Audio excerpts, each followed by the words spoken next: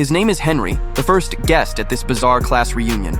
As he politely shakes the hand of his former mentor, now a paralyzed woman in a wheelchair, a flood of disturbing, violent images uncontrollably invades his mind. He instantly turns pale, gasping for breath as if choked by an invisible hand. Then, the former class monitor couple, Mary, once deemed fat, ugly, and unmarriageable by the teacher, now a stunning beauty, and Jack, crippled by the teacher's brutal punishments, arrive one by one. Each wears a complex, unreadable expression. The last to arrive, George, hovers men coup, eyes filled with terror and guilt. They were all victims of this teacher's tyranny, and now they're back, bearing their own gifts and secrets. Despite the suffocatingly tense atmosphere, the teacher seems utterly oblivious to the storm brewing beneath her students' icy gazes. She even boasts smugly, claiming their achievements today are all thanks to her diligent guidance back then.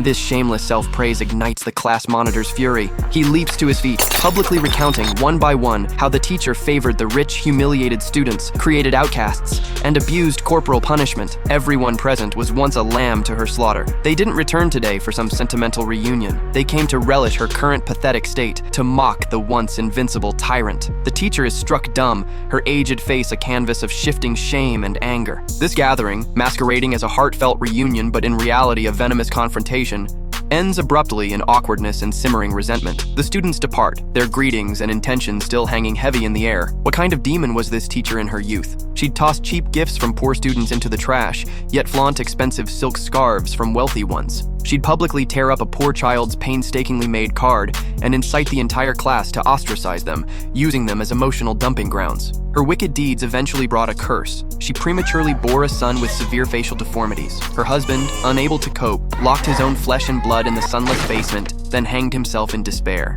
That pitiful, deformed child became an object of cruel amusement for his classmates, including George, until one day he mysteriously vanished. The teacher herself was struck by a debilitating illness, leaving her crippled for life. Now only she and Lisa, the former student who had kindly cared for her, remain. But she has no idea that a meticulously planned feast of vengeance, far more terrifying than death itself, has just begun. What exactly are those gifts they brought?